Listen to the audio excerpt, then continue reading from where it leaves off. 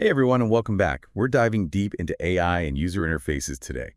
We've got this super interesting research paper about a new AI called Ferret-Ui 2. And get this, it's all about building an AI that can understand A and Y screen, like your phone, or even your smart TV, just like we do.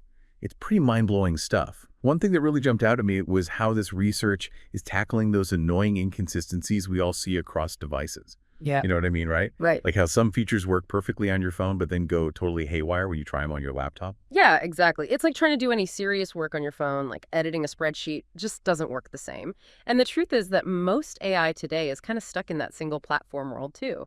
They're experts on your phone, but toss them a web page or your smart TV and they get all confused. It's true. And that's why this research is so important. It's not just about convenience. It's about creating AI that can actually understand and interact with all the tech around us. So let's talk about Ferret-Ui 2.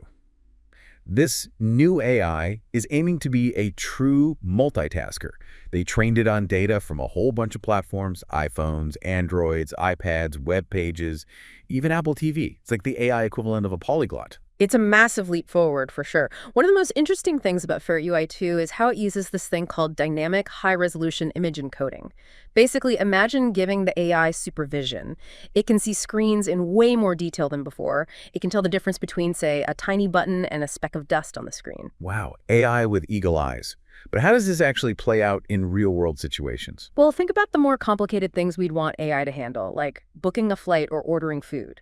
To do that, the AI needs to go beyond just recognizing a button. It needs to understand its shape, its size, where it's located, and how it all connects to other elements on the screen. Like teaching the AI the language of user interface.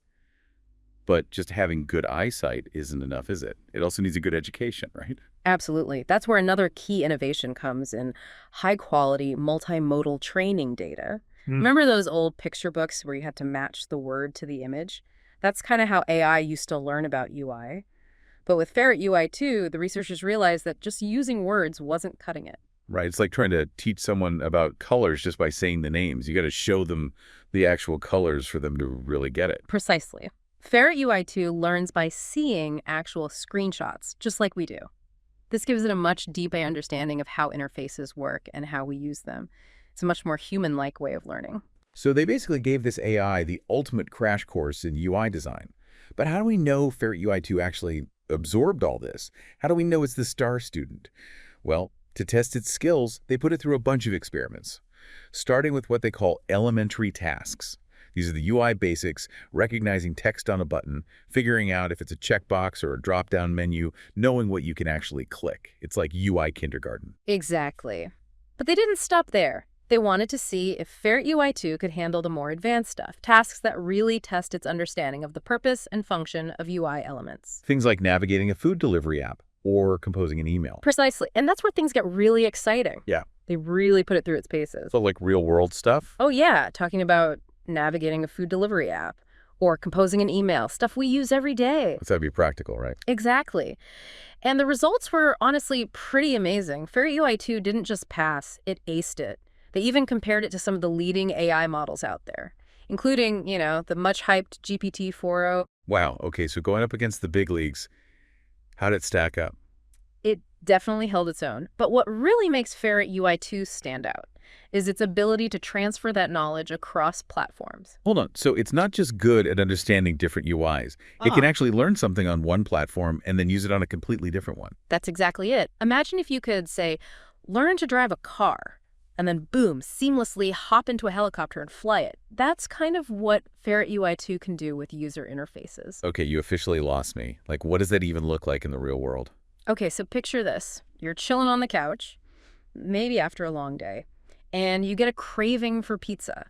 You tell your AI assistant, hey, order me a pepperoni pizza from that place down the street, and it just does it. Navigates your TV's food delivery app, places the order, even confirms the address, all through voice commands. Whoa, no more fumbling with the remote. I'm sold. Right. Or let's say you're browsing online, maybe on your laptop, and you see a pair of shoes you love. You ask your AI to add them to your wish list. And bam, it does it instantly. Not just on the website, but on your phone's shopping app, ready for you to buy later. That was pretty handy. No more emailing myself links Yeah. or trying to remember what I was even looking at. Exactly. This ability to understand and interact with different UIs, it really opens up a whole world of possibilities. Sounds like magic, almost. But I gotta ask, how did they even teach Ferret-Ui 2 to see the UI so well? The paper mentioned something called set of mark visual prompting. What is that? Ah, that's a cool technique. Uh, It basically helps Ferret-Ui 2 understand all those visual elements of an interface. Think of it like giving the AI a bunch of highlighters and sticky notes.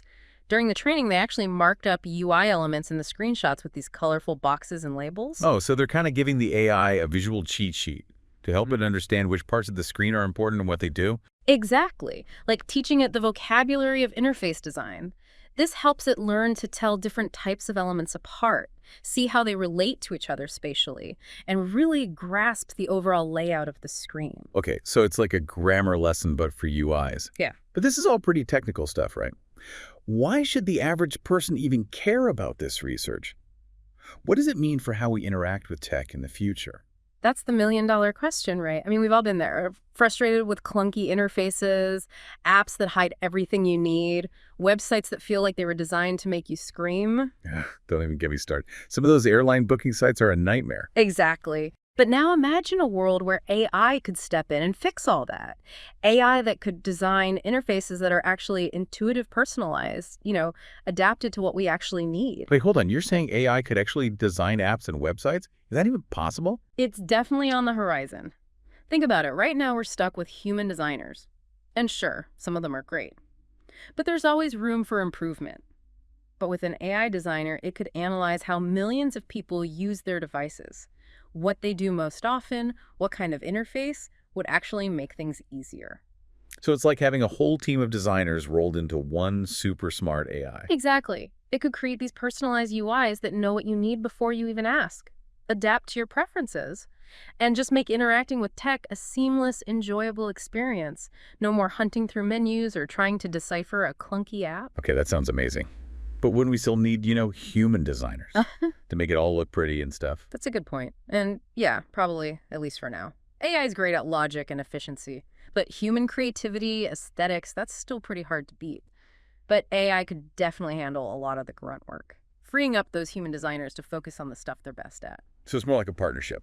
Exactly. And think about accessibility, too. AI-designed UIs could adapt to all sorts of abilities and disabilities, make tech truly inclusive for everyone. That's a pretty powerful thought. Yeah. So we've gone from AI that can understand our screens to AI that could design them for us. It's like a whole new chapter in how we interact with tech. It really is. And while we're just getting started, research like this with Ferret-Ui 2 is a huge step in the right direction.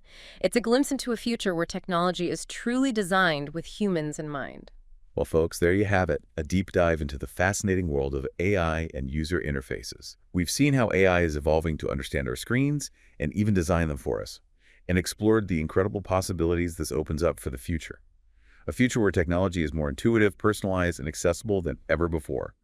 As always, keep exploring, keep asking questions, and keep pushing the boundaries of what's possible. Until next time, stay curious.